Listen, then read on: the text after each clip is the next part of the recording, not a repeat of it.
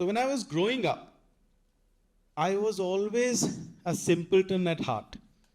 I wanted to keep things simple. Why? Because I was not very, what they call, intelligent. I was simple. I did not really do well at school. And my simple methodologies or view of the world did not work very well at home either. Being part of a highly intelligent family doesn't help you. Being part of a highly intelligent family in a highly intelligent neighborhood doesn't help you. Being part of all of that in a highly intelligent country doesn't help you at all. So here I was in my simple world. So what did I do? I think I'm a born psychologist. So what did I do? I said to myself, I might not be highly intelligent, but I'm a genius. Because geniuses are unconventional, and my idiosyncrasies and dogmatism right now could be guiding principles later on for people when I do something of note. And I also believed in, so I said, okay, forget the brain bit, work on the brawn bit. But then God laughs at the man who makes plans. So brawn wasn't there. But I still applied for the defense forces. I said, okay, if I get in there, the school is cut short, and I will be doing a lot of physical activity, which will be great, which I really am suited to. So I applied and I got rejected. Now, how did that happen is another story. We'll leave it for another time. So I did the next best thing. I did hotel school. And it was great. Because if not brawn for brains, beauty for brains, yes. I thank my mother for giving me the beauty genes. So that worked. Hotels were brilliant for me. I was determined to work really, really hard.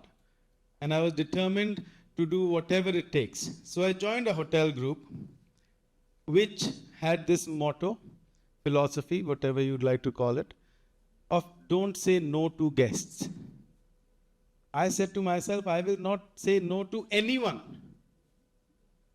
Employees, guests, peers, my reporting manager, everyone. I will be the yes man. So I was saying yes to everything. And I became really popular because I was doing everyone else's work as well. But I became popular. I started doing really well. I was really the most popular hotelier around. But in a few years, it started getting to me. I didn't want to say yes anymore, but it had become a habit. I would say yes. And then a great thing happened. I took up this job in London. And on day one, it was a restaurant group. On day one, the owner, who's now also my mentor, told me, Prashant, it is okay to say no. No is an acceptable answer. In hindsight, I wonder, why did he say that to me? Does he say it to everyone? Did he know that I've come from this hotel group and that is the motto or philosophy? Or did my reputation precede me? I don't know. I have always thought of myself being very famous in other people's heads. But anyways, when he said no is an acceptable answer, to that also I said yes, sir. Habit, you see. Anyways, London is the most competitive restaurant market there is in the world. At least it was while I was there.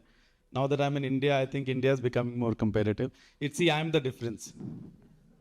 But anyways, so London is the most competitive restaurant market, and I was determined yet again to make my mark. I would do whatever it takes to make every guest coming in there to have an experience of his lifetime. Moments of truth galore, no moments of misery. And slowly over the years, I started becoming popular.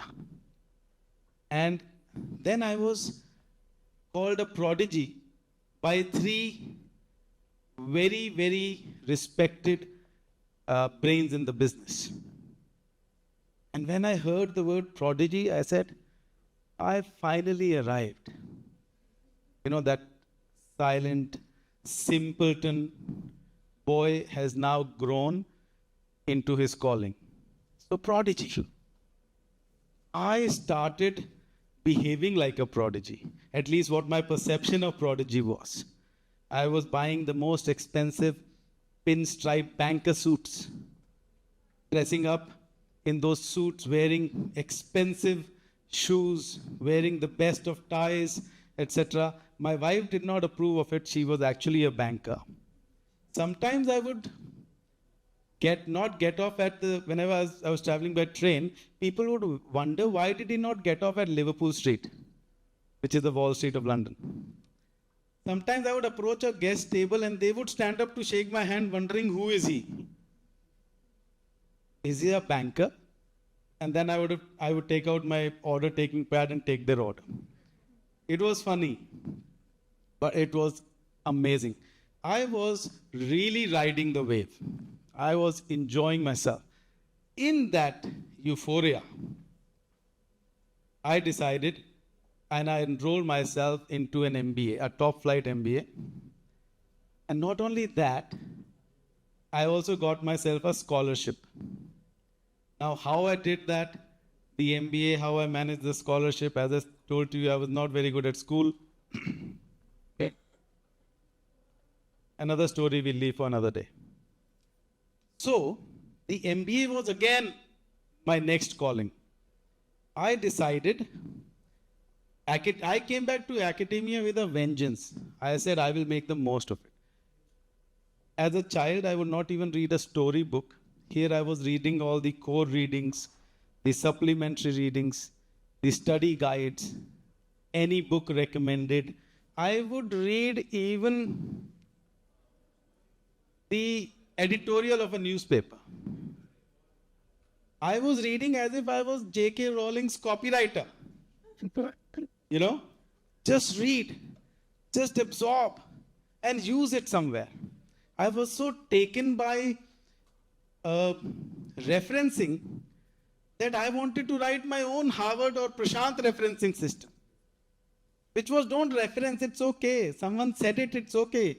There is nothing new in the world anymore. If you don't believe me, just Google it.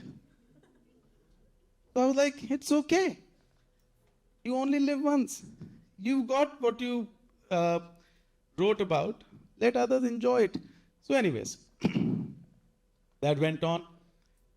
And, let alone giving me a scholarship, if they would have realized how much value I took out of that MBA, they would have charged me double.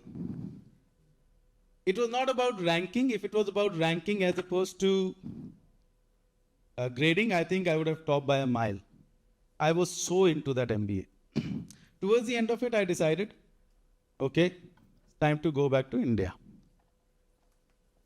Why I wanted to come back to India? A lot of people would ask me, why are you wanted to, uproot yourself and go back? And I used to tell them, because I think India is on the cusp of development and India needs me. I mean, you talk about confidence. This is a very small circle. My confidence was like way beyond. So now you know the context, right? And I managed to use up 10 minutes of my time.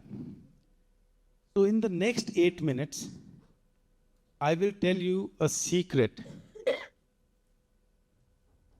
about what will change your life. So I came back to India and I started a restaurant called Ishaara. My name is Prashant Issar. People think Issar Ishaara. It's nothing to do with that. So I started a restaurant called Ishaara. And thanks to my partners, Bellona Hospitality, it is now growing into a group. We have 8 Ishaaras across the country. It's called Ishaara because we use sign language, because we employ people with hearing and speech impairment as staff. Some of them have grown to become managers also now. Now, we've been through thick and thin, a lot of challenges, especially, of course, the pandemic. We survived it together. What I realized during the pandemic and beyond is that they're not just superstars in their own right. They're actually happy people. Now, why are they happy? How are they happy? I kind of realized it interacting with them day in and day out.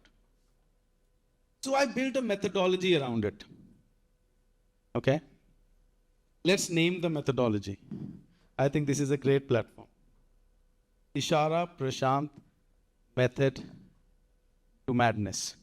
No, sorry, Method to Happiness. It is one and the same thing, right?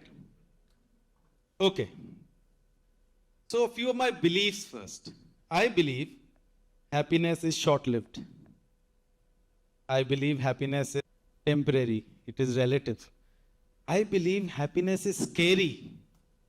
Because when you're happy, you're wondering there is some challenge lurking in the shadows around the corner.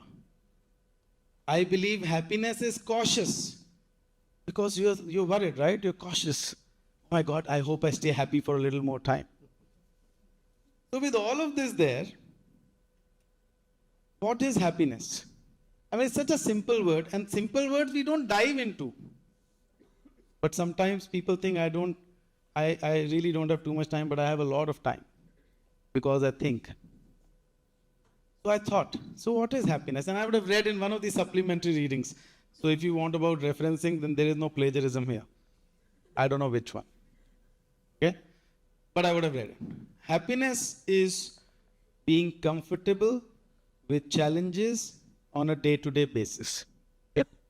Okay? Let me elaborate on that. Supposing today, see, each one of us is fighting a battle the other one knows nothing about, right? Supposing today, you have 10 issues going on in your life. A few challenges, a few pain points, some problems, and you're dealing with them in your particular way. Some of them you've resigned to, some of them you've accepted, some of them you've turned around, etc.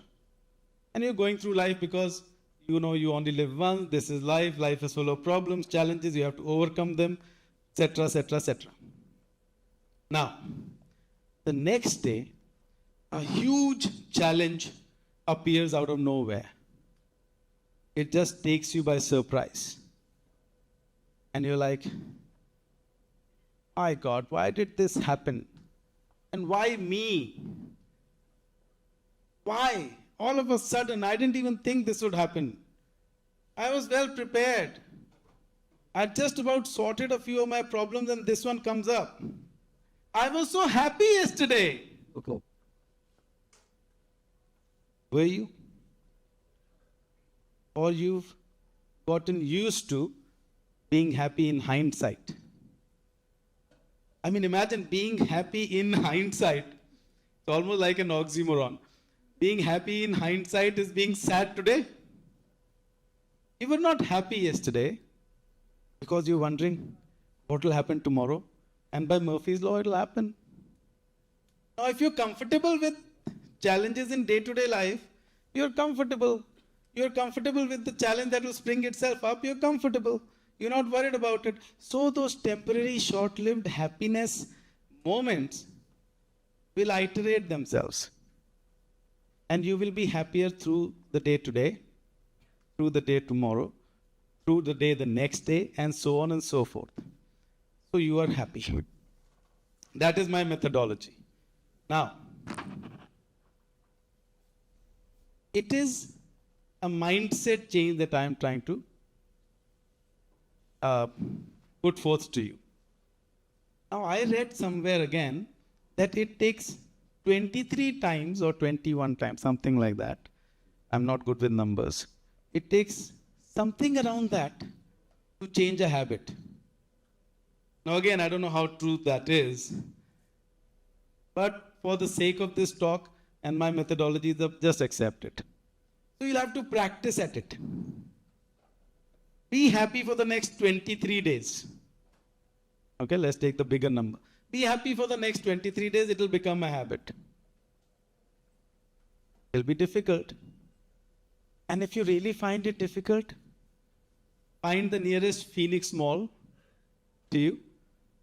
Go there, there'll be a restaurant which practices inclusion on various levels.